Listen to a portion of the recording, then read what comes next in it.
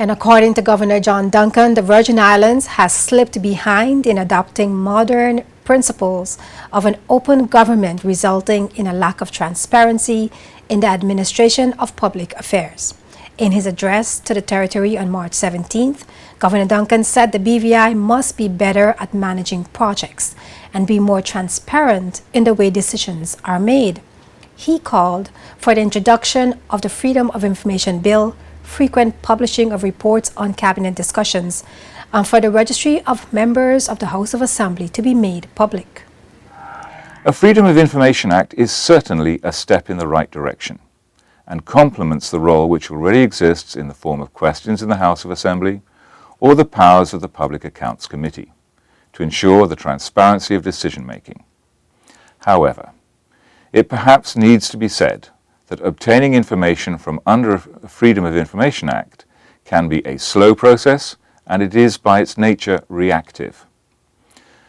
Two territories, including our closest neighbour Anguilla, have already taken further steps to improve transparency of decision-making by providing the public with regular reports on discussions in Cabinet. 5 territories have opened the register of members' interest to the public, as is also the case for the United Kingdom Parliament. This is an important mechanism in helping to dispel any suspicion that ministers have been involved in decisions where they might have a personal interest or stand to benefit.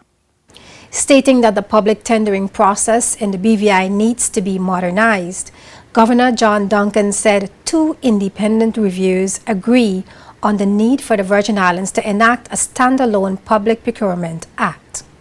Premier Dr. D'Orlando Smith commissioned the Caribbean Development Bank to carry out a study into the BVI's tendering and procurement procedures, and a second report commissioned by Governor Duncan for an independent consultant to ensure that the Caribbean Development Bank's recommendations fully addressed the concerns and issues raised by the Public Accounts Committee and the Auditor General. It is, for example, clear that there has been a common view across political parties that the Virgin Islands needed a new hospital and a new cruise ship terminal. And it appears to me that as citizens of any democratic society, this is the sort of vision we expect from our political leaders. But clearly, difficulties have arisen over the way these projects have been taken forward.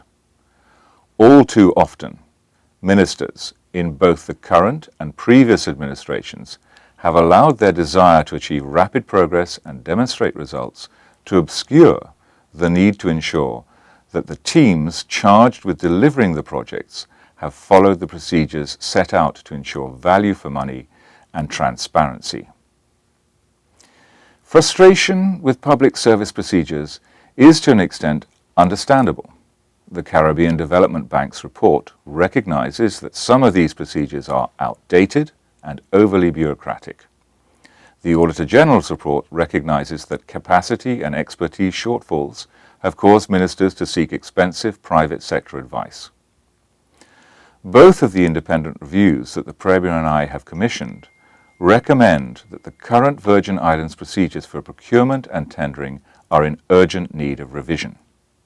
Along with Governor Duncan's 3 recommendations, the Caribbean Development Bank made 13 recommendations in their report, and the independent consultant's report identified some of the action required to remedy the problems as well as increase accountability and transparency. Governor Duncan said both reports will be made available to the public.